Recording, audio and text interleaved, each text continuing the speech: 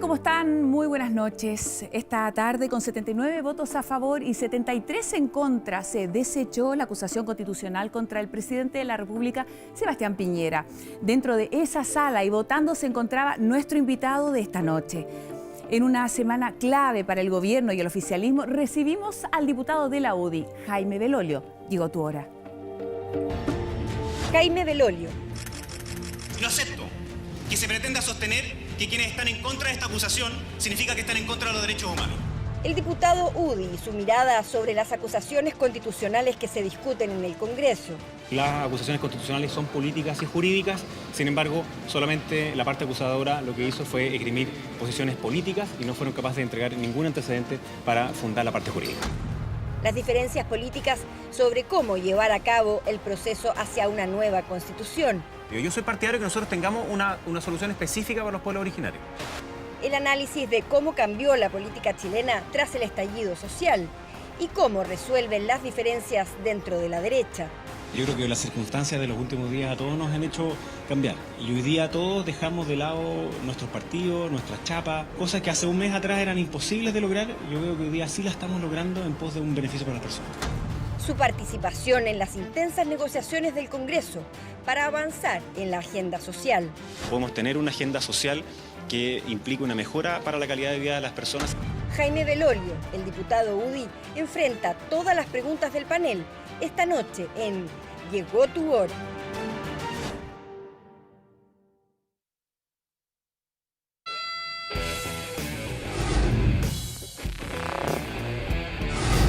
Ya estamos de vuelta, 23 horas con un minuto, estamos en vivo y en directo y el diputado Jaime Belolio ya está con nosotros. Bienvenido a nuestro estudio de Llegó tu hora. Gracias por la invitación. ¿Dispuesto a responder todas las preguntas de nuestros panelistas? Así es, dispuesto y Oye, un día espero que preparado también. Intenso en el Congreso además, a propósito de todo lo disímil que ha sido entre el día de ayer con una acusación constitucional que se aprueba y hoy que no se aprueba con el presidente Sebastián Piñera. ¿Es cierto que fue diputado a hablar con el actual ministro Blumel a decirle que no había habido tanto cuidado con el presidente o un abandono más bien del ministro Chadwick? El día de ayer me tocó efectivamente ir al Senado y estaba el ministro Blumel, con quien tengo además una larga amistad hace harto tiempo, y me tocó transmitirle que había una buena parte de los diputados de la UDI que sentían que el gobierno podía haber hecho mucho más en la defensa del exministro Chadwick. Y eso es algo que son muchas cosas las que puede hacer un gobierno, pero él mismo manifestó que no querían entorpecer la estrategia de defensa del exministro. Lo conversamos, yo creo que ya está relativamente zanjado y el día de mañana nada más nos vamos a volver a juntar con él para seguir trabajando juntos y coordinados en lo que queda de avanzar en la agenda social, en la agenda política y obviamente en la agenda de seguridad pública. Lo invitamos a tomar asiento porque Muchas vamos a gracias. arrancar con todo. Saludamos a nuestros panelistas y ustedes en sus casas los invitamos también a comentar con el hashtag Llegó tu hora TVN. Estamos en vivo y en directo y arrancamos ya con el número 7.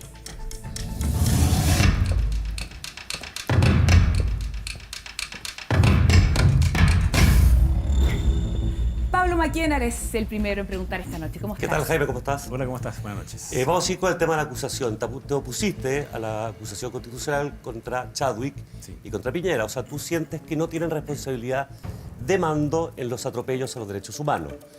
Sin embargo, alguien tiene que hacerse responsable. Alguien tiene que ser responsable. No podemos pensar de que un carabinero le está echando un poquito más de ácido a la bomba lacrimógena o que está eligiendo él particularmente unos balines que terminan insertados en los ojos. Tenemos cientos de personas con problemas oculares y una represión que ha sido muy fuerte. ¿Quién es responsable? ¿Hasta dónde se sube y se hace el corte? Porque tenemos que hacerlo en alguna parte. No puede ser que esto quede como en el aire y nadie sea. Para ti, ¿quién es?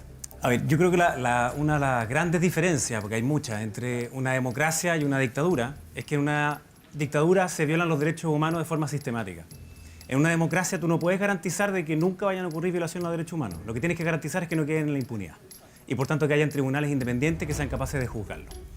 Y la acusación constitucional contra el exministro Chadwick lo que decía es que él había omitido deliberadamente dictar instrucciones para evitar estos abusos, estas eventuales violaciones a derechos humanos. Entonces la pregunta es, ¿qué dijeron los acusadores de cuál era el estándar, digamos, para decir que omitió deliberadamente? ¿Cómo qué cosas? Uno, ellos mismos lo decían, el reglamento de uso de la fuerza de los carabineros, los protocolos que tienen que tener carabineros. Bueno, esos mismos protocolos se actualizaron en marzo de este año. Entonces, ellos insistieron, como no pudieron probar absolutamente nada jurídico, dijeron que era solamente político.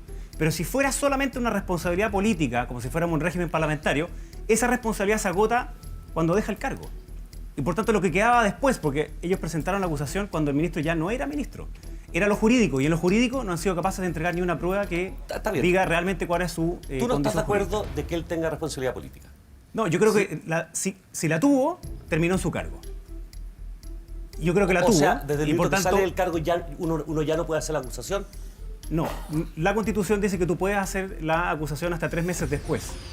Pero la responsabilidad política se agota en el cargo. De hecho, por algo la acusación te dice que tú pierdes el cargo y además te quedas 5 años después. Bien, Entonces, tú no estás de acuerdo, pero ¿quién es responsable? Acá hay atropello, más allá de que una persona se arranque con los tarros, hay atropello. Hay protocolos que están siendo utilizados de una manera que no se hace en ni una parte del mundo. Bueno, se usan efectivamente, balines eso sí. como no se usan en el mundo. Estamos viendo gente quemada con lacrimógena. Eso son historias como del terror, como de países no muy democráticos. bueno, no solo eso, yo diría que uno tiene que irse a la raíz. Por ejemplo, los perdigones, se dijo que eran perdigones de goma y por tanto que no eran penetrantes. Sin embargo, el año 2017, cuando se compraron esos perdigones, resulta que dijeron que eran de goma, pero no eran de goma.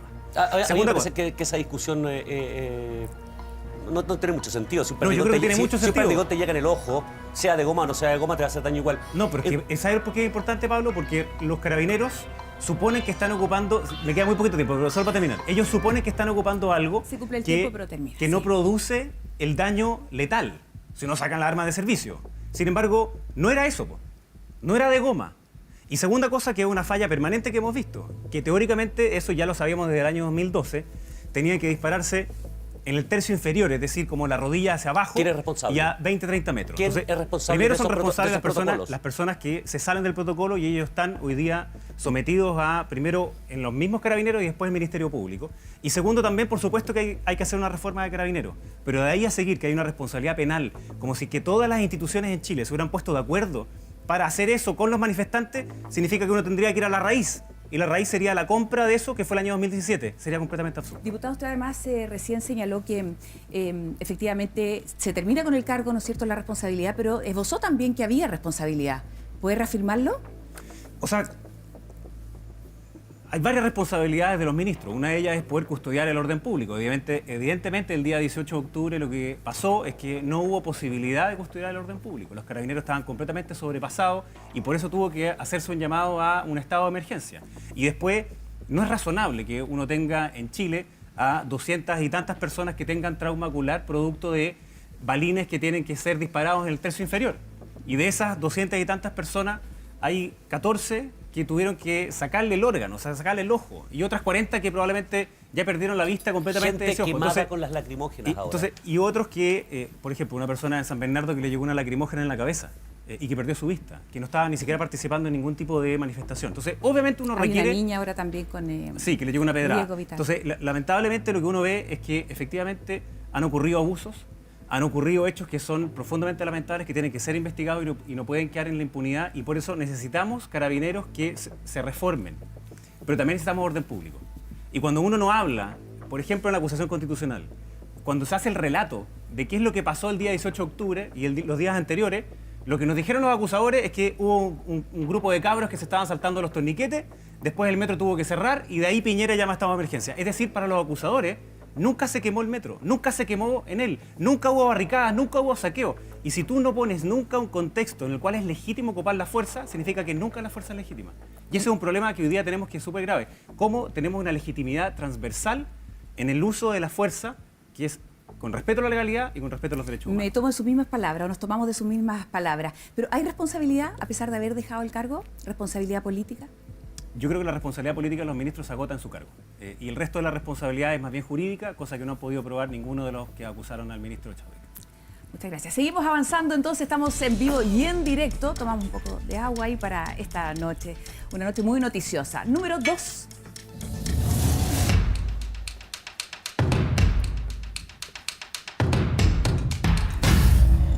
Yamila Reina, ¿cómo estás? Buenas noches, bienvenida. Buenas Tu noches, pregunta, Karen. por Buenas favor, noches, para el diputado. Jaime. Buenas noches, Yamila. Jaime, sabemos que creciste en una familia tuviste la suerte de crecer en una familia con pocos problemas económicos, que te educaste en un buen colegio, que es ahí donde siempre dijiste que descubriste tu vocación social. Ahora, más allá de los discursos de equidad que da la clase alta, yo te pregunto con una mano en el corazón y honestamente, ¿crees que la clase más acomodada de Chile esté dispuesta realmente a ceder sus riquezas, sus privilegios para acabar con la inequidad de este país? Lo que pasa es que no se trata de que quieran o no quieran. En una sociedad lo que tiene que ocurrir, al menos esta es mi visión, lo que tiene que llevarte lejos es tu talento y tu esfuerzo, y no la cantidad de plata que tengas o no. Por tanto, las personas que tienen más ingresos lo que tienen que hacer es contribuir a través de más impuestos. Entonces no es una cuestión como de buena onda, sino que tienen que hacerlo porque es su obligación moral, pero también es su obligación legal. Y yo tuve efectivamente la suerte de tener... Yo vengo de una familia de inmigrantes, en donde mi bisabuelo venía de Italia, no había terminado la enseñanza básica, y a partir del esfuerzo de ellos, quiso dejarle a sus hijos, mi abuelo, digamos, y su hermano, educación. Para ellos lo clave era la educación. Y lo mismo hizo mi viejo y mi mamá, que también es profe. Entonces, yo creo que la esencia de lo que pudo pasar en mi familia es también lo que uno quisiera que pasara en muchas otras familias y que no se demoraran 100 años en que eso ocurriera, sino que realmente fuera el talento, el esfuerzo y el mérito lo que Yo lo sé, pero más allá de todos los ejemplos que nos estás dando que son súper valorables, ¿hay realmente una voluntad de querer hacerlo? Porque podemos decir, ok, como dices tú ahora, pero ¿hay una voluntad? Porque yo puedo querer y hacer, pero acá yo lo que no veo en la clase alta, sinceramente, es una voluntad real de hacerlo. Siento que se van puras palabras. Es que por eso te decía que no importa que no tuvieran la voluntad. O sea, cuando tú estableces que tiene que haber impuestos, las personas tienen que pagarlo aunque no quieran. Y de eso se trata, de hecho, precisamente el Estado y la fuerza coercitiva para ir a cobrarlo. Entonces, yo te diría sí que había una desconexión muy grande de parte de personas de mayores ingresos sobre la realidad del país. Y yo creo que dejamos pasar demasiado tiempo con problemas sociales que se fueron acumulando. Todos nos celebrábamos en Chile que había este como milagro económico que significó que desde el año 90, que había un 45% de personas que vivían en pobreza, hasta la fecha que hoy día hay un 8% de personas que viven en pobreza, todos nos felicitábamos. Pero eso significó que literalmente había millones de personas que hoy día eran de clase media, vulnerables y que miraban el futuro con incertidumbre. Y que si les pasaba algo a ellos o a alguien de su familia, volvían a caer a la pobreza. Y por tanto esos problemas de pensiones, de salud, de seguridad y también los abusos que muchas veces han cometido empresas y personas de esa clase más alta simplemente colapsaron. Y eso es parte de lo que tenemos que arreglar ahora. Te pregunto a ti que has tenido el privilegio de crecer en una buena situación económica, en un buen estatus social. Por ejemplo, en Argentina existe la Villa Miseria, que es nuestra cara de la pobreza. ¿En qué momento de tu vida tú te chocaste con la terrible desigualdad que existe en este país? De chico, porque la verdad es que yo entré a la política más bien por una cuestión social, no por una cuestión así como puramente ideológica. Y solo para terminar, a mí me toca representar hoy día a un distrito que es mayormente vulnerable. Yo no vivo aquí donde está cerca de este canal, yo vivo en Buin. Y vivo en una comuna que es mucho más integrada de lo que son otros lugares acá. En el propio Santiago me toca representar, como digo, comunas como San Bernardo, como Peñaflor, como Melipilla, como Talagante, en donde hay una pobreza dura, donde hay muchas familias de clase media vulnerable y por tanto yo me quise dedicar a lo público precisamente por la injusticia que había en el país. ¿Pero hubo un momento clave donde te chocaste con esto o nunca lo viviste realmente? ¿Hubo algo que te hizo gatillar en esto o no? Perdón que me extienda. Yo diría que... Saber si hiciste algo en ese momento, ¿no? Hubo una primera conversación con mi abuelo, Blas, a quien yo no sabía que había sido senador porque yo nací en el año 80 y por tanto para mí la democracia partió cuando tenía 8 o 9 años. Y un día, estando en su casa, encontré que tenía una plaquita metálica que decía Senado de Chile 1953-1961, que para mí era como la prehistoria, digo. Y le pregunté que por qué, dónde había comprado esto, si lo había comprado en el Persa. Se enojó conmigo, obvio. Y ahí me contó que había sido senador. Y me contó la experiencia que le había tocado en Concepción, donde es mi familia. Y fue mi primer, como darme cuenta, lo que significó la evolución del país desde el año 53 con la extrema miseria que había. Y desde ahí en adelante me comprometí a querer dedicarme a lo social. Y fue en el colegio, en la universidad y ahora en la política que siempre me he querido dedicar a las personas más vulnerables. Muy bien, ahí le dimos un poquito más de tiempo también para terminar esa idea. Estamos en vivo y en directo, es el penúltimo capítulo de Llegó tu hora. Vamos con el número 10.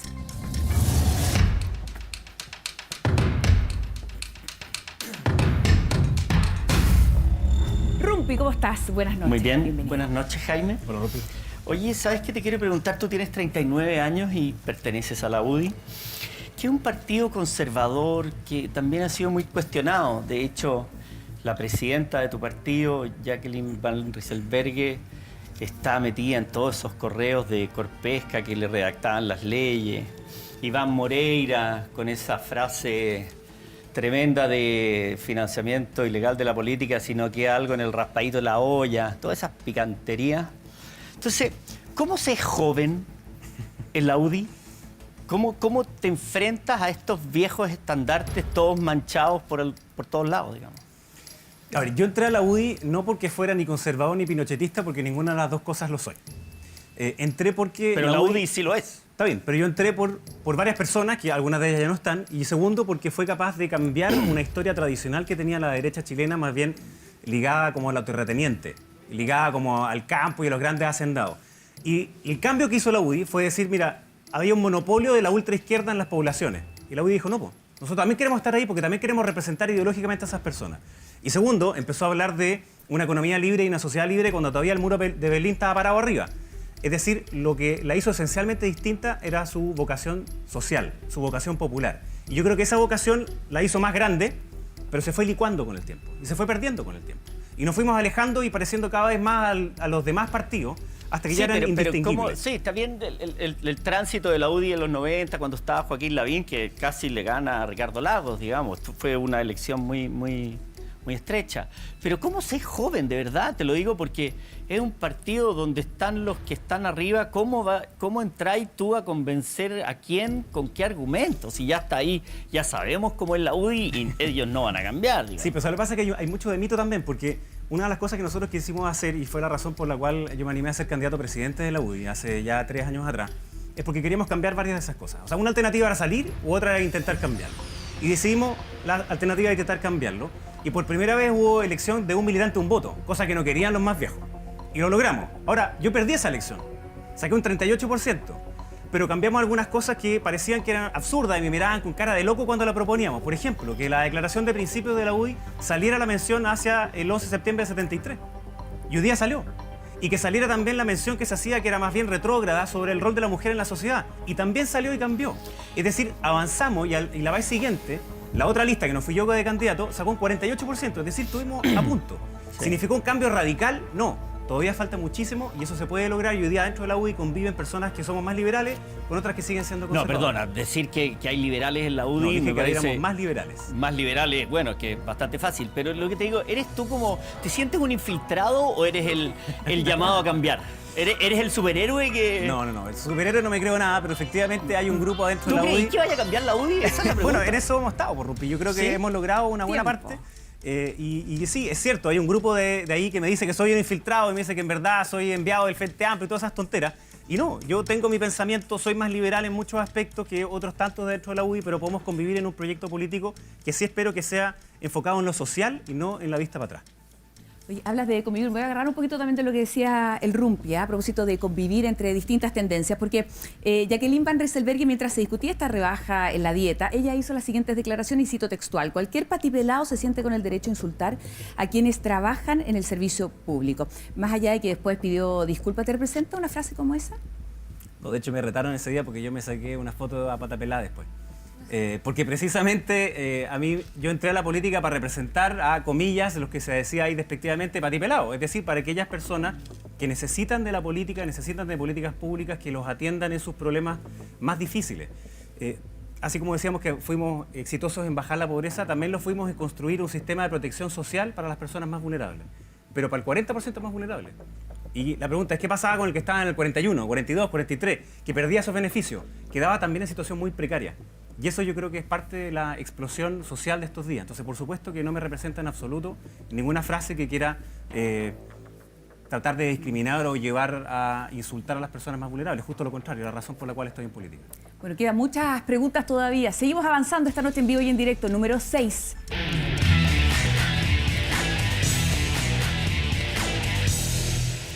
Esta sección se llama Hazte cargo, a propósito de frases que tú has dicho y que probablemente quedan ahí, nosotros las comentamos ahora, las recogemos y por supuesto tiene mucho que ver con lo que estábamos hablando recién. Vamos a poner atención con lo que va a salir en pantalla. A ver.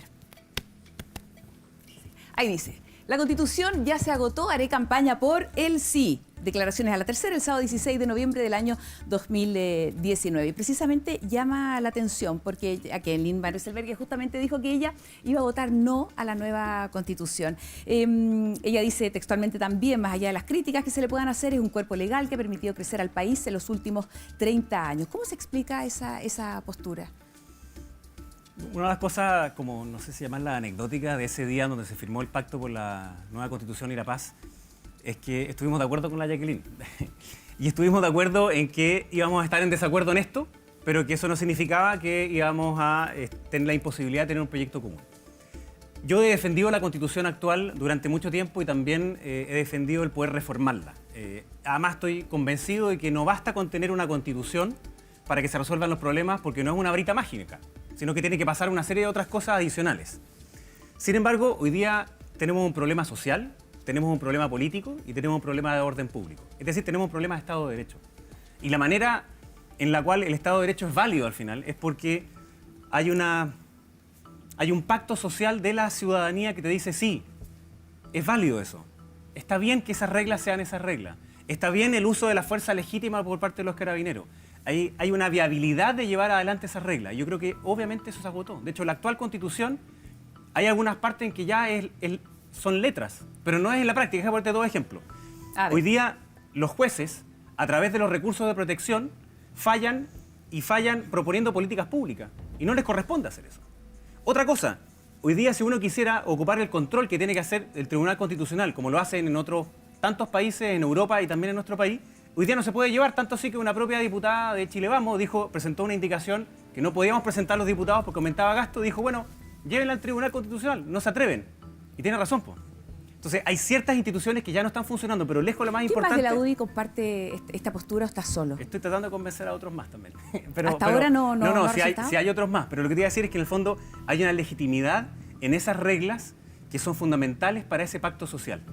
Y esa es la razón por la cual yo digo, mira, sí, teníamos una Constitución que tenía ciertas reglas, que la arreglamos, que Ricardo Lagos dijo el año 2005 que la democracia fluía por un río y por tanto despuntaba la primavera. Bueno, hoy día es momento que hagamos, no que despunte la primavera, es momento que tengamos un nuevo pacto social de manera que la legitimidad de esas reglas nos inspiren donde quepamos todos los próximos 30, 40 años. Tú hablabas recién de cambiar, en algún momento pensaste en cambiar, no sé, algunas cosas, modificarla, pero sí. Ahora estamos hablando de una nueva Constitución, sí, escrita por los propios chilenos. Sí, o sea, lo que me hubiese gustado es que nosotros hiciéramos un paquete de reformas bien importante y que esa se modificara con la actual Cámara. Es una de las razones por las cuales yo sí creo, voy a votar que sí, y después por la convención mixta, porque los parlamentarios de hoy día no somos ilegítimos.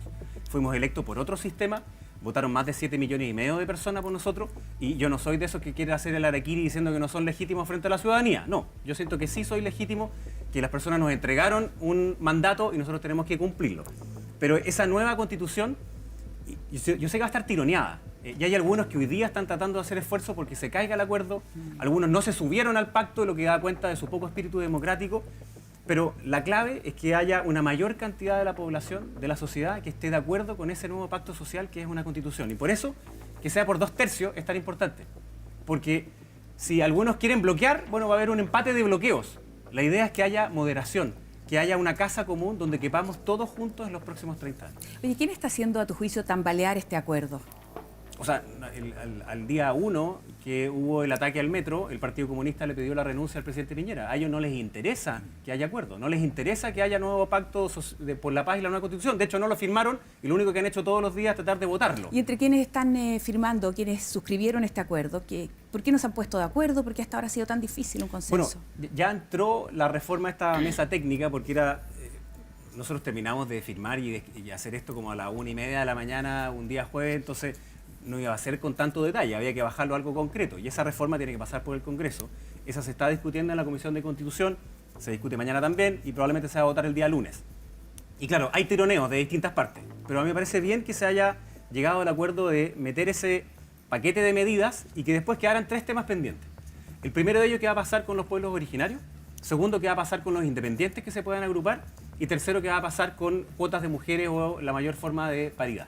Y esos 3 temas van a quedar pendientes en discusión también para una reforma. ¿Tú estás por la paridad? Yo ¿De quienes postulan y quienes eligen? Yo estoy por la paridad de quienes postulan. Que sea 50-50 mujeres, hay hombres, mujeres. Hay una fórmula también para que, por ejemplo, cuando tú arrastres puedas arrastrar no solo al que tiene más votos, sino que también a alguien del género contrario, de manera que puedas asegurar que sea lo más paritario posible. Soy partidario de abrir un padrón aparte para los pueblos originarios, de manera que dependiendo de la cantidad de personas que se inscriban en ese padrón puedan escoger un número reservado. Y soy partidario que los independientes puedan agruparse también y competir de igualdad de condiciones. Y además partidario de que estén en una convención mixta, es decir, con presencia de los parlamentarios, que están muy cuestionados hoy en día a propósito de la crisis de representatividad. Efectivamente, estamos cuestionados, pero no somos ilegítimos. Y por tanto, esa es la fórmula que a mí me parece que es la más adecuada en el resto del mundo cuando se han hecho convenciones donde participan los partidos políticos y participan las estructuras formales, tienen mejor resultado posterior. Ahora, si sale la otra, si sale la convención en donde son los 100% electos, bueno, también bienvenido sea, y me encantaría participar de esa también. ¿Qué piensas tú cuando se dice que la actual constitución es la constitución de la dictadura? Te lo pregunto a propósito también de pertenecer a uno de los partidos donde estaba Jaime Guzmán, el fundador precisamente. ¿No sientes que traicionas el partido, los principios? A propósito de lo que dice también un grupo de personas, o lo que Sí. se puede hablar de ti. Es verdad, me lo dicen seguido. Pero yo creo que no. De partida, porque la Constitución de hoy día, si uno la compara con la del 80, se han sido modificados todos los artículos. Desde el año 90 a la fecha se han modificado literalmente todos los artículos de la Constitución. Han habido más de 12, 14 reformas constitucionales ¿No ha sido profundas. maquillaje, a tu juicio? Obviamente que no. Por algo tienen la firma de Ricardo Lagos. Por algo en la primera fila estaba aplaudiendo a Michelle Bachelet. Por algo la senadora Yana Proboste también firmó el mismo texto constitucional. Por algo Ricardo Lagos nos dijo a todos que a partir de ahora teníamos una constitución que no nos dividía. Ahora, claramente esa constitución cumplió un rol, se agotó, y yo creo que necesitamos una nueva para los próximos 30, 40 años. Se cumplieron justamente ahora 13 años desde la muerte de Augusto Pinochet. En la UDI hay pinochetistas. ¿Tú te sientes o te sentiste pinochetista en algún momento? No, nunca. Muy bien, seguimos avanzando esta noche. Abramos el panel entonces para conversar también y darle la opinión. Felipe Izquierdo está levantando la mano. Felipe, adelante. Perdón, con respecto a esto de la Constitución, de partir de una hoja en blanco, Sí. se va discutiendo artículo por artículo y va a requerir de 2/3 cada uno para aprobarse. ¿Qué pasa si no se aprueba un artículo, por ejemplo, que el Banco Central es autónomo y queda fuera ese artículo? Después se hace por simple mayoría en el Congreso y queda como no autónomo. ¿Te parece que es sensato hacer ese tipo de mecanismo? No, pero hay una protección para hacer eso. Primero, la hoja en blanco no es tan en blanco. ¿Por qué? Porque Chile ya tiene firmado y ratificado tratados internacionales a los cuales no puede renunciar. Por ejemplo, el Pacto de San José de Costa Rica, que es la Convención Americana de Derechos Humanos. Y ahí describe exactamente, por ejemplo, el derecho a la vida, el derecho a propiedad, el derecho a la no retroactividad de las leyes, etc. Entonces, yo veo que hay algunos, especialmente algunos más conservadores, que como que corran en círculo diciendo así como, oye, no, compadre, sorry. Vayan y busquen en Chile pacto de la Convención ¿El Americana Banco de Central Derechos cómo lo Humanos. proteges? ¿Con qué Entonces, pacto? lo que dice... no, eso no está en el Pacto de Derechos Humanos. Es que es Entonces, riesgoso. sí, Imagínate, pero- el Banco Central queda a mano del que gobierna. No, eso sería un desastre. Entonces, el punto es el siguiente. Lo que se acordó es que por 2/3 se tiene que llegar a acuerdo de las reformas, pero también por 2/3 se tiene que llegar a acuerdo de la forma de funcionar esta convención. Y este fue un ejemplo que puso un abogado del Partido Socialista el día que firmamos el acuerdo. Dijo, mira, lo que debiese pasar es que tú votes primero una constitución en general, es decir, una arquitectura completa, con todos los capítulos, con un texto, no es que haya un capítulo que no tenga nada ni en su interior. Y luego, después de eso, tú vas votando y haciendo modificaciones por 2/3. ¿Para qué te sirve esto? Nosotros hemos escuchado a algunos prepotentes, entre ellos, no sé, Atria y otros, que te dicen, yo con mi tercio voy a bloquear todo para que haya entonces todo sea quórum simple. Bueno, pero es que va a haber otro tercio que le va a decir, compadre, entonces yo también le voy a bloquear todo lo de ustedes y no va a haber capítulo de Congreso. Entonces, esos extremos quedan fuera. La lógica es que haya acuerdo. Precisamente eso, de eso se tratan los 2/3. Entonces, ¿qué probabilidad hay de que termine una constitución que sea un desastre? Bajas, po. En la medida que quienes elijan en esa convención estén disponibles a llegar a acuerdo. Y eso yo es lo que veo en la ciudadanía. ¿Sigue levantando la mano ahí? Arturo, sí, ¿quieres decir algo? Oye, Jaime, yo lo escucho a usted y normalmente los abogados tienen buen... Yo no soy abogado. Tú eres ingeniero comercial. Sí. Pero a mí me pasa lo siguiente, ¿la UDI tiene realmente voluntad de querer cambiar la Constitución? Bueno, yo soy militante de la UDI y sí, creo que somos muchos los que tenemos voluntad de cambiarla. Hay algunos que también están completamente disponibles a cambiarla, pero, por ejemplo, te dicen, mira, me hubiese gustado que fuera una reforma y no que partiera de cero. Pero me parece ¿sabe- que es una posición ¿sabe legítima por qué? también. Yo te escucho y te quiero creer, ¿ah? Pero vi a tu presidenta, Dios me pille confesado, pues, hijo. O sea, choreada, como diciendo, van a cambiar lo que tenemos este niñito.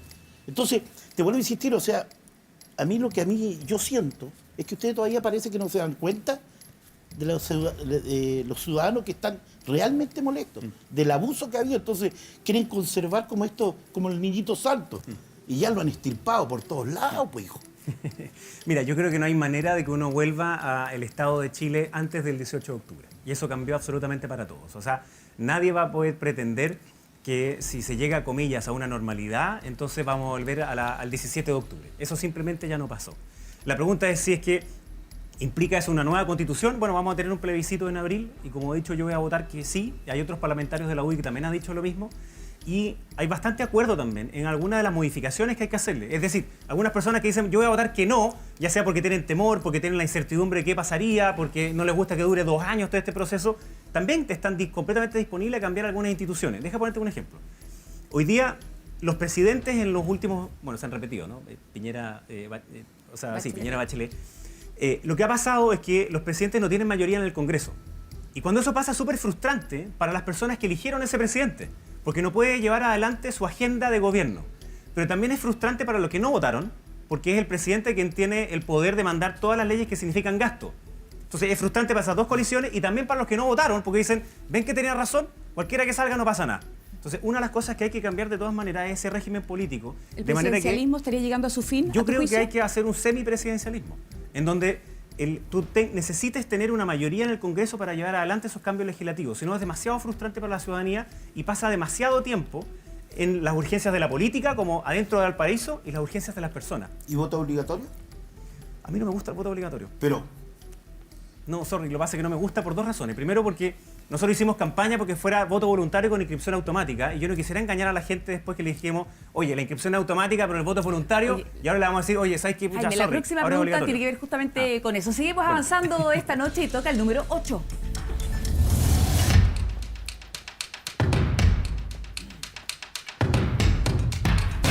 Marcela Bacareza, aquí está. Tenía ganas también de hablar en lo otro, pero bueno, tenemos tu pregunta. Que tengo una duda respecto al otro, pero sí, si tengo tiempo te la hago. Ya. ¿Cómo estás? Buenas noches. Buenas noches. Oye, yo tengo un calor, no sé ustedes, pero esta cosa está... Ha estado caluroso. Jaime, a ver, te quería preguntar respecto a lo que decía Arturo, porque hoy día estamos frente a una clase política que está súper desprestigiada y muy mal evaluada, y no lo digo yo, lo dicen las encuestas. Entonces, frente al voto voluntario, ¿qué es lo que me pasa a mí? Estamos a puertas de un plebiscito. Un plebiscito que va a ir quien quiera, hasta el minuto, porque nadie se ha puesto las pilas, digamos, si se va a tocar el tema, si es voluntario u obligatorio. Entonces, claro, tú dices los políticos somos legítimos, claro, hay legitimidad, pero no hay representatividad.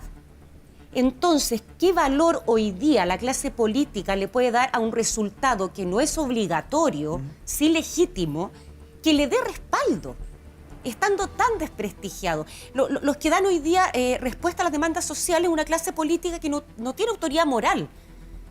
Entonces, ¿por qué no es obligatorio?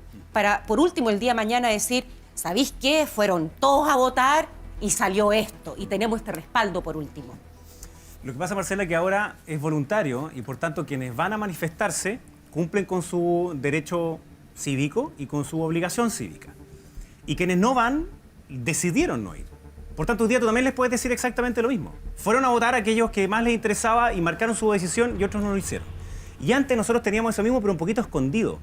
Porque la vez que más personas participaron en Chile fue para el plebiscito del sí y el no y después para la elección de Elwin. Obviamente estábamos saliendo de la dictadura, entonces de democracia, participaron muchas personas. Pero después los jóvenes no se inscribían. Y en verdad también teníamos una participación en torno al 50, 40 y tanto %.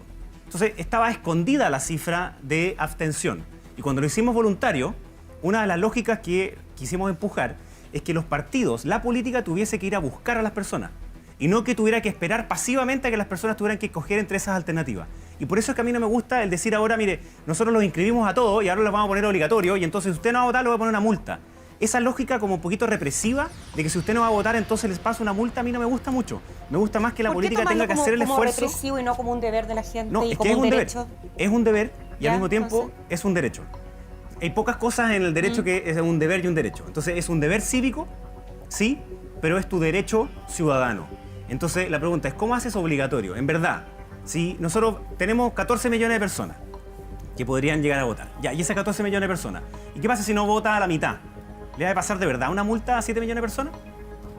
Entonces, yo creo que más bien lo que uno tiene que incentivar es que más personas participen para que lo hagan más legítimo, y si algunos no quieren participar, bueno, ahora, yo sí estaría de acuerdo a que fuera obligatorio en la medida que volvamos al régimen anterior, es decir, que tú te inscribas.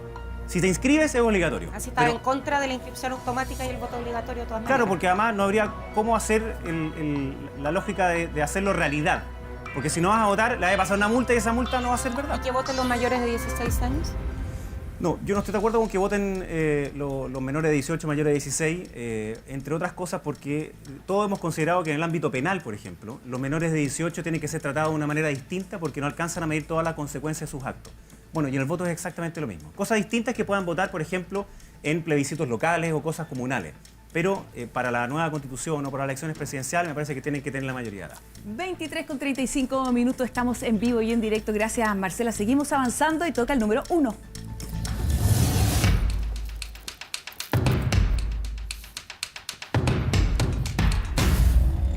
Arturo Guerrero, la luz que se posa sobre ti. Me puse más intelectual.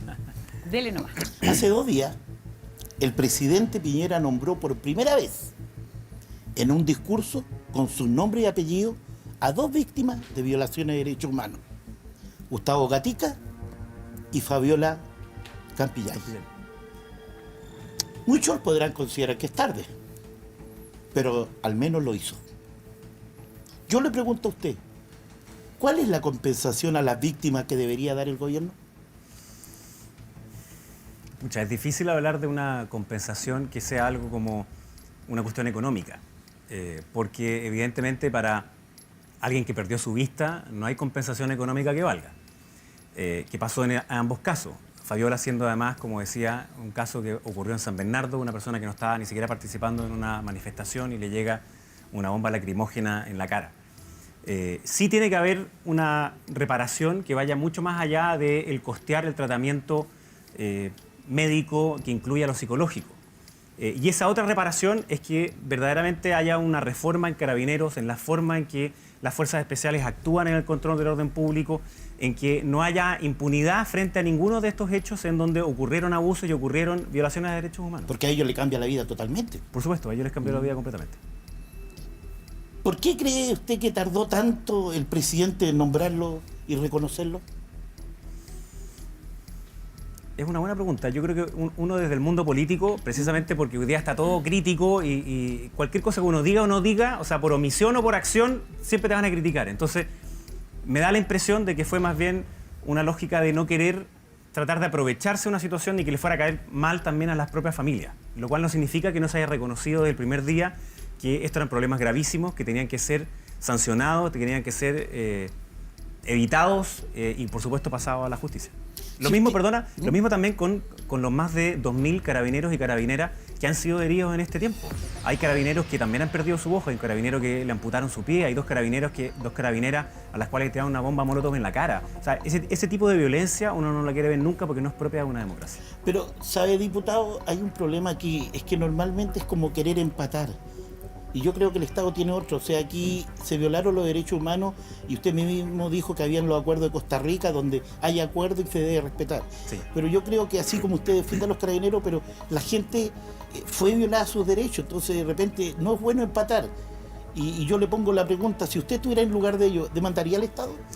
Yo no creo en ningún caso, Arturo, que haya un empate en esto. Es el mismo estándar. Y ese estándar significa que las fuerzas del Estado no pueden nunca violar los derechos humanos bajo ninguna circunstancia ni bajo ninguna explicación, y tampoco las personas pueden asesinar a los carabineros, ni dañarlos, ni mutilarlos, ni nada. Es decir, en una democracia tenemos que representarnos y poder expresarnos sin violencia. Entonces, el Estado tiene una mayor labor, porque como tiene el monopolio del uso de la fuerza, cuando se infringe las leyes, es una violación de los derechos humanos y eso es mucho más grave.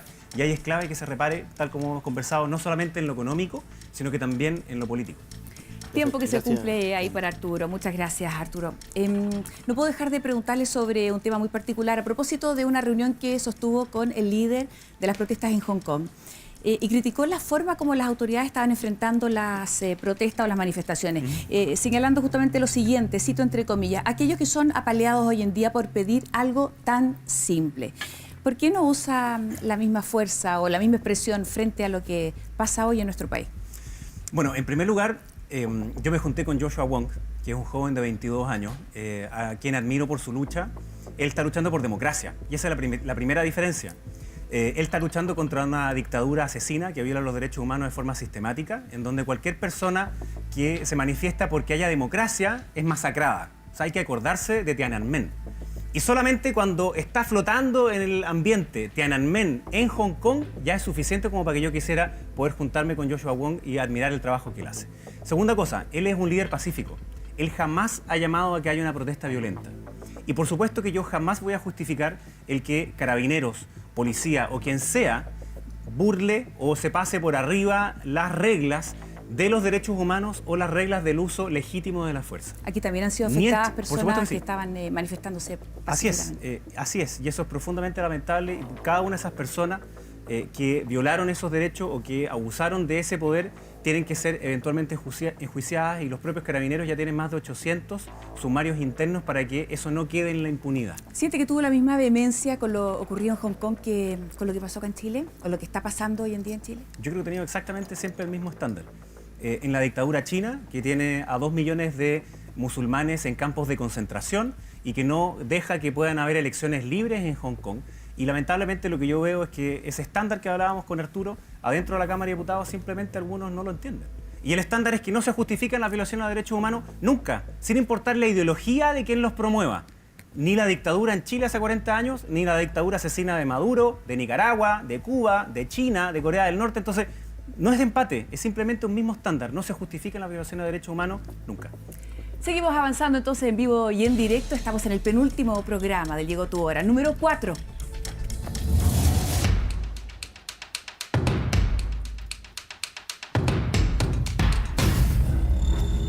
Felipe Izquierdo, ¿cómo estás? Buenas noches. Este es de notario, como te estaba revisando aquí, si estaban bien las firmas. ¿Estás bien, Felipe? Sí, estoy bien, dentro de todo lo que se puede, he comido mucho. Pero si fueras notario no estarías acá, estaría detrás del mesón. No, porque esta hora están acá, entonces están descansando. Te quería hablar sobre la ley antisaqueo, que acaba de ser aprobada por la Cámara de Diputados y tiene que pasar en algún momento a la Cámara del Senado. Bueno, supongo que esta ley pretende separar las manifestaciones pacíficas, que son legítimas, de aquellas que destruyen la democracia. Yo te quería preguntar si tú crees que este proyecto criminaliza las protestas al dejar vacíos y poder ser criminalizados aquellos que están en las protestas pacíficas. No, para nada. Yo no creo que criminalice en absoluto las protestas. De hecho, quienes dicen que este proyecto criminaliza las protestas, están criminalizando las protestas. ¿Por qué? Porque el artículo dice, quien en el contexto de una protesta cometa los siguientes delitos, saqueo, barricadas, tomarse un lugar, etcétera, entonces está cometiendo delito. Es decir, es separar la manifestación pacífica dentro de las reglas de la ley de aquella que simplemente no es pacífica, o alguien puede decir que quien hace una barricada lo está haciendo porque tiene frío. Ahora, entonces, a mí me llama... o que ir a saquear es parte de una manifestación legítima. Es completamente absurdo. ¿Cuántas páginas tiene el proyecto? 3. 3. ¿Y por qué el diputado Jackson o Boric dicen que no alcanzaron a leerla? No entiendo yo. A mí me parece completamente frustrante el que ellos hayan votado de una manera y después al día siguiente hayan hecho un video retractándose, porque dicen que criminaliza y empiezan a tratar de justificar de que en verdad sí, mira, las barricadas en verdad a veces pueden ser legítimas. Oye, por favor. Bueno, de hecho criminaliza, claro que criminaliza porque aumenta las penas sustantivamente.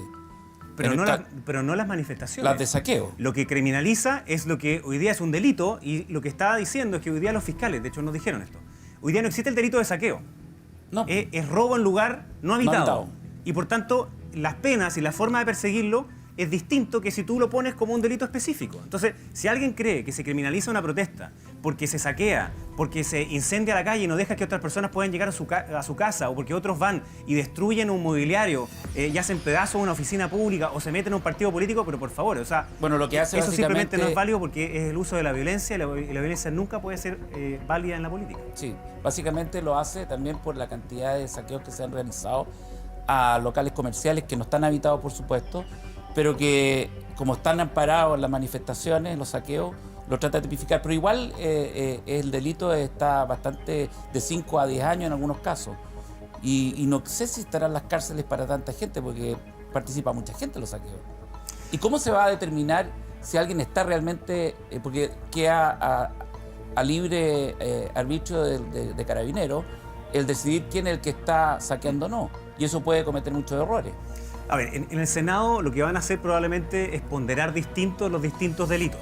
Es decir, yo en eso sí estoy de acuerdo, es diferente el saqueo organizado que, no sé, alguien que va y echa una madera arriba de una barricada. Obviamente uno tiene que ponderar esa gravedad y eso es parte de lo que está viendo el Senado. Sin embargo, siempre las pruebas finalmente pasan por un juez. Y el juez es el que dice, sí, este estaba saqueando y tengo pruebas y tengo cámara y después le encontramos las cosas en la casa, etc. O sea, no basta con que un carabinero haga un parte que diga, lo pillé saqueando, sino que además tiene que tener todas las pruebas para sancionarlo porque este es un proceso penal. Muy bien, gracias Felipe. Seguimos avanzando entonces, corresponde el número 12.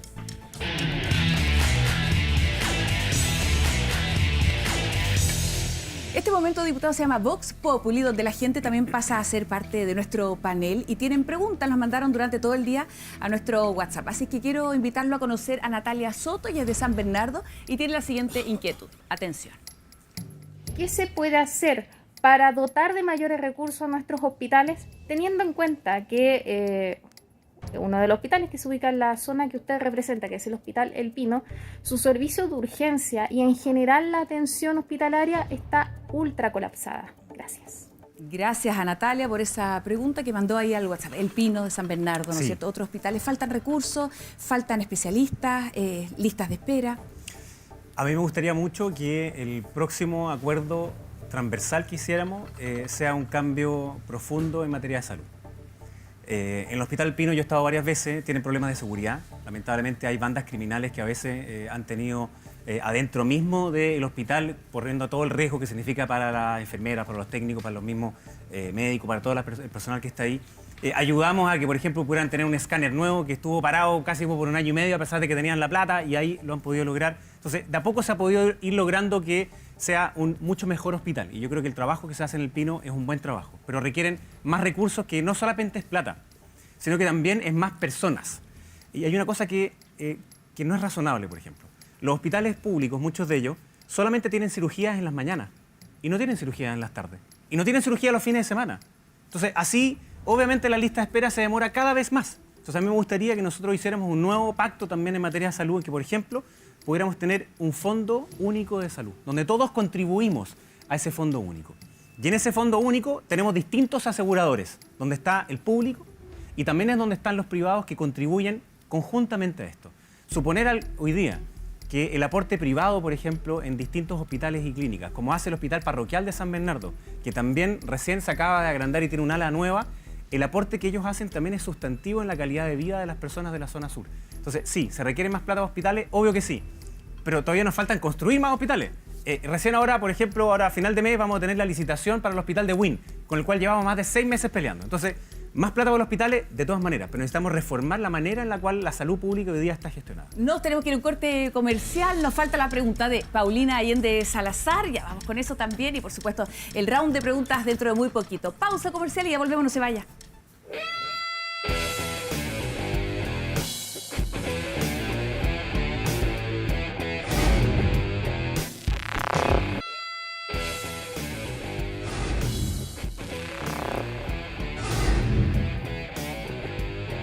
...23:55, estamos en vivo y en directo. El diputado Jaime Belolio nos acompaña a esta hora de la noche y nos toca el número 5.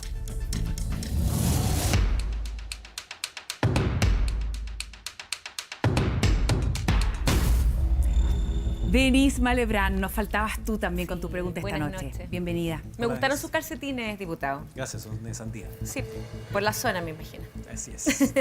Certificado. Como una maquinaria de endeudamiento. Así lo definen los más de 800.000 deudores del CAE.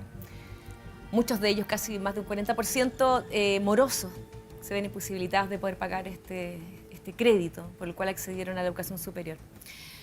El ministro dijo que no había fondos para poder condonar la deuda. Por tanto, estamos destinándolos a seguir viviendo en una precariedad, de no poder salir del estado en que se encuentran, agobiados más por la banca, por el cobro. Tú eres parte de la Comisión de Educación, pero aparte nombraste la zona de donde eres diputado. Y yo te pregunto a ti, ¿cómo crees tú que un chico o una chica de Biluco, de Santa Filomena, va a poder acceder a la educación superior? Sobre todo pensando que ustedes de tu coalición no creen en la educación gratuita totalitaria, universalmente para toda la juventud. ¿Cómo acceden a los estudios superiores? A ver, fueron varias preguntas en una. Primero, yo sí creo en una gratuidad que esté focalizada en las personas más vulnerables, pero yo no creo que sea buena idea pagarle la universidad a las personas más ricas, porque si hoy día tú hicieras la universidad gratuita, le estarías pagando 2 veces más a las personas más ricas que a las personas más pobres. Ya, pero esa es la primera cosa. En la mayoría de los países es así. No, no es la mayoría de los países. Las universidades públicas en la mayoría de los países pueden ser gratuitas.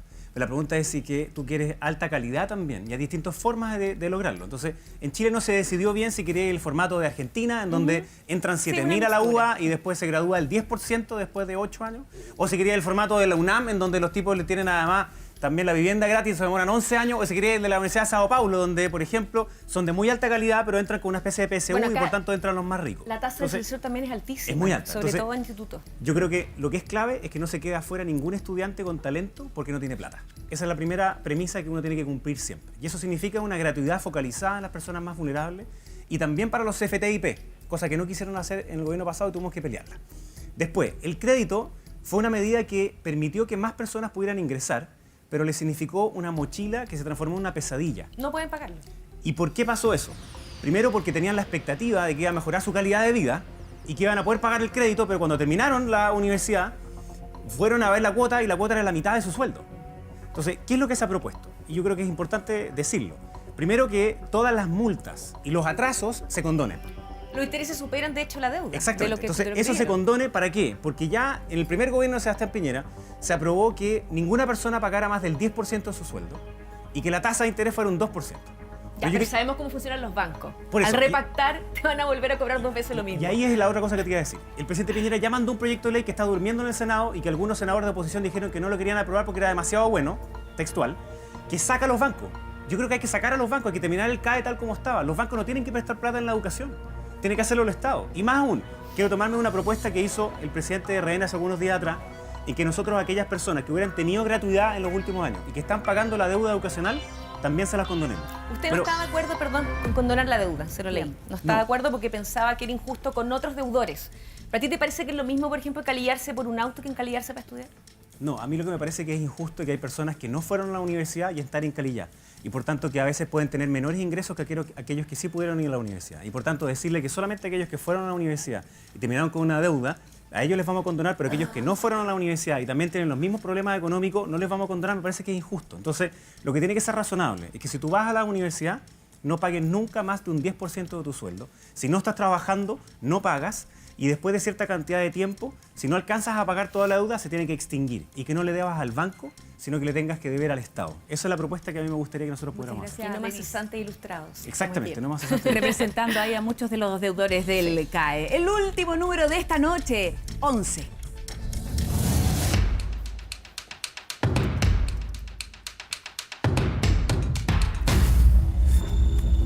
Paulina de Allende Salazar. Bienvenida, buenas noches. Buenas noches, Jaime. Buenas noches, Paulina. ¿Qué le parece si analizamos los anuncios del presidente Piñera desde el punto de vista de la credibilidad? ¿Cree usted que la gente se alivió hace días atrás, que se sintió tranquila, que dijo, el presidente entendió y se van a acabar los abusos cuando presentó todas las propuestas antiabuso? ¿Y por qué se lo pregunto? Se lo pregunto porque pocos días atrás, antes de este anuncio, el diario digital El Desconcierto informó que Bancar Inversiones, empresa del presidente Piñera, aunque no la administra, ¿cierto?, había transferido recursos para una empresa de sus hijos que está en paraísos tributarios y que el Servicio de Impuestos Internos detectó irregularidades en ese traspaso, además del no pago de impuestos. ¿No le parece que la gente difícilmente le va a creer al presidente que se van a acabar los abusos si su propia empresa, diputado, no da el ejemplo? A ver, yo primero creo que no hay ninguna persona que tenga que estar por sobre la ley. Por tanto, si el Servicio de Impuestos Internos dice que hay que pagar unos impuestos, eso se tiene que pagar. Segunda cosa, ni el presidente ni su familia administran hoy día esas empresas. Pero es el dueño.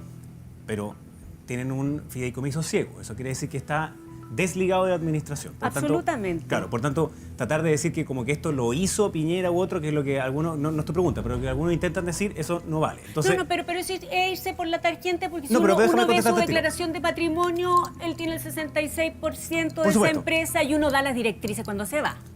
pero en este caso no puede dar las directrices porque tiene un fideicomiso ciego. No Sí, sabe pero qué uno es lo que- dice, esta empresa tiene que ser un ejemplo para el Bueno, país, ¿no? en verdad yo nunca he tenido un fideicomiso y creo no tenerlo porque no tengo ese patrimonio, digamos. Pero el punto es otro. Tiene que haber una agenda antiabuso y hace 3 años, 4 años atrás, cuando votamos la penalización de la colusión, había gente de derecha que decía, no hay que poner pena de cárcel a la colusión. Y déjame al tiro terminar esto. ¿Por qué? Te decían no, porque en otros países del mundo no se necesita, etcétera. Pero yo fui de los más partidarios y también de mi partido de que sí lo hiciéramos. ¿Por qué? Porque quien abusa institucionalmente de una empresa o que se colude, no solamente le meten la mano al bolsillo a las personas, sino que además está dañando la esencia de una economía libre. Yo lo estoy invitando a hablar de la credibilidad del presidente y se me está yendo por otro lado. ¿Por qué le digo? ¿Por qué? Porque con respecto a Transbank, el año 2018, es decir, el presidente ya había asumido, Banca de Inversión en la empresa del presidente, que hoy día declara estar al día y estar bien con sus impuestos, reconoció el incumplimiento. Lo mismo que estamos diciendo, aceptó pagar sus impuestos. El presidente ya estaba asumido, pero escuche bien, al igual que lo que pasó con Johnson, el Estado chileno le condonó parte de las multas e intereses. O sea, gran parte de ese dinero no entró a las arcas fiscales. Hoy día, un año después, cuando Chile necesita plata, cuando se habla de solidaridad y el presidente usa este eslogan, el presidente dice textual, un Chile con más dignidad para todos y menos privilegios para algunos. ¿La gente le puede creer? ¿Este es un problema de comunicación o que en realidad el gobierno no está convencido de que hay que hacer cambios rotundos? Pero dos cosas ahí. Se cumplió el tiempo, pero... Sí, Pero hábleme de la solo credibilidad, para no se me terminar. Sí, vaya dos por la cosas. Es tangente. que yo creo que no importa si el presidente tiene más o menos credibilidad cuando manda un proyecto de ley. Porque es el Parlamento el que lo hace ley y los impuestos no se pagan en solidaridad, se pagan en justicia. Hay que calmar, la gente quiere creerle a su presidente. Ya, pero esa es otra pregunta. No, estoy hablando de la porque- credibilidad cuando sí, hace pero tú me dijiste anuncios la credibilidad en un muy anuncio, importantes. pero la credibilidad en el anuncio, luego le sigue un proyecto de ley y el proyecto de ley sigue su tramitación y se aprueba. Y una vez que se aprueba, no importa quién es el presidente. De eso se trata precisamente el aprobar las leyes. Que sin importar quién es el presidente, tiene que regirse esa ley. Entonces los impuestos se pagan en orden de justicia, no en orden de si le creemos o no le creemos al presidente de turno. La presidenta Bachelet decía muchas cosas, pero tampoco le creían después del caso Cabal. Pero ella seguía siendo presidenta y las reglas tenían que seguir funcionando exactamente Estamos igual. ante una crisis, estamos analizando la capacidad del presidente hoy día para comunicar cuando vemos que lo que se dice no es necesariamente lo que se hace. Claro, pero de nuevo, entonces lo que se dice, esta es la agenda antiabuso y esas cosas son proyectos de ley. Y por tanto van a pasar por el Congreso. Y una vez que son ley, no importa lo que diga la encuesta, no importa si es que el presidente está más o menos bien evaluado. Me encantaría que estuviera mejor evaluado, sino que lo que importa es lo que dice la ley y cómo la hacemos valer. Y hoy día no solamente hay que avanzar en esa agenda antiabuso, en donde se castiguen más duramente los delitos de cuello y corbata, donde alguien que elude impuestos también está metiendo la mano al bolsillo a la familia, sino que también tenemos que avanzar en la agenda social. Pero Y en entonces esa, usted me yo creo, dice- Paulina, que llegamos tarde. En esa agenda social, cuando el presidente propone el primer número de medidas, probablemente debería haber propuesto mucho más y mucho más profundo. En eso llegamos tarde. Entonces usted me dice que el tema no es la credibilidad del presidente, sino que lo que hagan ustedes en el Congreso. No, yo digo que sin importar cuál es la credibilidad del presidente, cuando se envían proyectos de ley, lo que importa es lo que finalmente es la ley y esa tiene que cumplirse más allá de lo que diga una encuesta sobre la credibilidad del presidente o no. Okay. Muchísimas gracias a Paulina por esa última pregunta de esta noche, pero no ha terminado esto porque viene la recta final, el round de preguntas.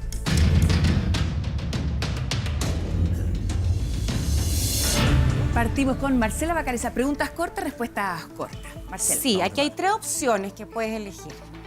Los argumentos del senador Juan Castro, poniendo en duda los derechos humanos de los niños delincuentes del día de ayer en el Congreso.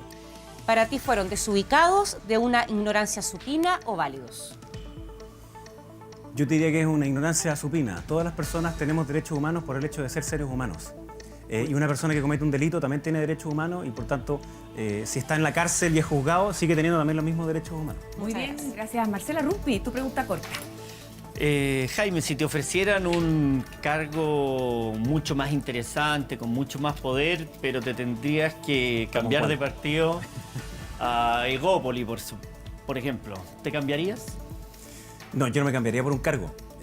Para mí la política es una cuestión colectiva, es una cuestión de vista en el futuro, en el cual el cargo es una cuestión que puede pasar por un rato. Ahora, si lo que se ofreciera es un proyecto político distinto, de futuro, en conjunto, bueno, ahí lo pensaría, pero si es por un cargo, ni caso. Paulina Allende Salazar.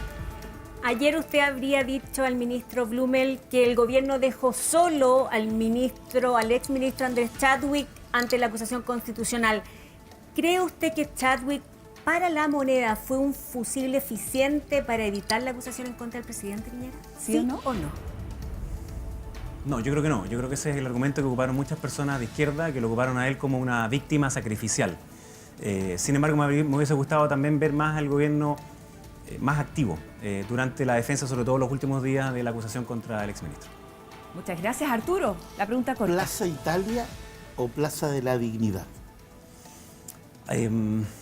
Yo creo que va a recuperar la dignidad la Plaza Italia cuando hoy día cualquier persona pueda pasar por allí, pueda acostarse en los pastos verdes, pueda pasar sin que lo insulten, sin que tenga temor, sin que lleguen carabineros, sin que haya fuerzas especiales. La dignidad no puede ser una plaza, la dignidad es algo que es de las personas. ¿Plaza Italia o Plaza de No, la yo creo que Dignidad? tiene que ser Plaza Italia y la dignidad es algo que Plaza tenemos que Baquedano. alcanzar a partir de la agenda social, política que tenemos en Chile. Yamila, pregunta corta. Jaime, ¿reformular o refundar Carabineros? Yo no soy muy bueno para las refundaciones. Yo prefiero que hay que reformularlo, pero muy profundamente. Porque refundar implicaría como perder parte de su historia, con sus partes positivas y sus partes negativas. Yo sí creo que hay que valorar el trabajo de Carabineros y en todos los aspectos que han cometido errores, abusos y eventuales violaciones, eso hay que repararlo urgente. Entonces se requiere una reformulación muy profunda más que una refundación. ¿Con el general Rosas o sin el general Rosas? A ver, hoy día, en el contexto que estamos, sería imposible decirle a alguien que salga después de que al inicio de este gobierno salieron 40 generales. Pero muy probablemente después, cuando ya volvamos a poder respirar un poquito más profundo, yo creo que va a ser necesario que haya también un recambio de la alta dirección del Carabinero. Vienen las mejores preguntas también en esta parte porque está, por supuesto, listo y dispuesto. ¿Sí? Pero Felipe, bueno. ya nuestro notario tiene ahí su pregunta Sí. corta. Pausa comercial muy cortita, no se vaya, ya volvemos. Queda la última parte.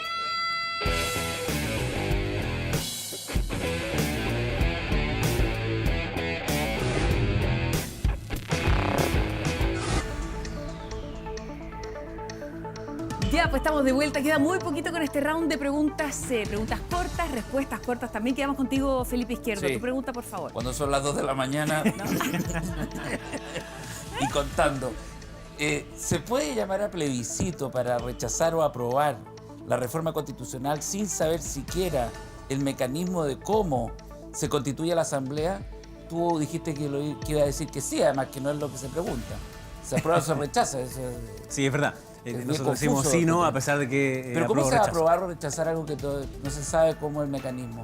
No, porque ese mismo día te van a pasar dos papeletas. Una que dice Ya. si apruebas o rechazas el que haya una nueva constitución y a continuación una que te dice a través de qué mecanismo. Una asamblea mixta, una convención mixta dice, en donde está constituida por la mitad de parlamentarios hoy día ya electos democráticamente y otro 50% de personas electas democráticamente para ese efecto, o una en que todos son electos solo para ese efecto. ¿Y esa dónde elección, están los coteos, el tema de la paridad de género? eso se va a resolver ¿Cuándo? en- Es como la PSU. Felipe. Perdón. Eso se debiese Perdón. resolver. No puedes seguir estudiando que No sé, está muy sigue el programa. interesado. Eso se debería resolver en los próximos meses. Entonces No, está nosotros, bien. Me parece curioso igual. ahora en júntense diciembre, después y le explica. en diciembre vamos a Aprobado. aprobar una buena Muy parte bien. y después van a quedar esas otras de cómo se hace Perfecto. la elección de octubre. Está firmado, Ay. ya está firmado. No Está muy, gracias. muchas gracias. Está muy apasionado ahí con el tema de la convención. Denise, nuestra Denise, tu pregunta. Jaime, el presidente Piñera afirmó que detrás de la violencia hubo organización con tecnología de punta que buscaba destruirlo todo. ¿Estás de acuerdo, sí o no? Pucha, no tengo todos los antecedentes. Lo único que sabemos es que hubo un ataque simultáneo es decir, que se quemaron 10 estaciones de metro a la misma hora en Puente Alto. Oye, tú dijiste que eso ocurrió después de que después que habían sacado militares a la calle. No ocurrió antes. Ocurrió después, cuando ya estaba ¿sí el o no? toque. La respuesta es No, no, después se siguieron incendiando más, pero fueron simultáneos en Puente Alto. Ya, pero ¿crees que hay Pudahuel. tecnología de punta, sí o no? No tengo todos los antecedentes para saber, así que mi respuesta sería no sé. Muy no bien. tengo todos los antecedentes. Querido Pablo, adelante, tu pregunta corta. Fuiste jefe de gabinete de José Antonio Cacacás. O sea, me imagino que comulgabas con su ideario, era tu héroe en ese minuto. ¿Te arrepientes hoy? Mi único héroe es Batman. No, yo no me arrepiento de eso. Yo creo que capaz él se arrepiente. Elegimos caminos políticos completamente distintos. Él está en una línea que yo no comparto. Y más bien lo que he visto es que el último tiempo se ha dedicado más y bien en a ese atacar. minuto se abrazaban en las ideas comunes. Es que una de las cosas que yo siempre le voy a seguir valorando a José Antonio es que él incentivó a muchas personas jóvenes a que nos metiéramos en política. Y eso me parece que es algo que es muy valorable, y además él autocumplió con un límite a la reelección, cosa que también para muchos políticos era una regla que decían pero no hacían. Muy bien, gracias, querido Pablo. Te invito a ponerte de pie, por favor, Jaime. Gran tipo Batman también, yo estoy de acuerdo con eso. Muchas gracias por habernos acompañado Muchas esta gracias noche. Gracias a ustedes en su casa, nuestros panelistas, los mejores de toda la televisión. El próximo jueves, último capítulo del Digo Tu Hora. Los esperamos a todos, así que no falten. Un beso grande, buenas noches. Muchas gracias.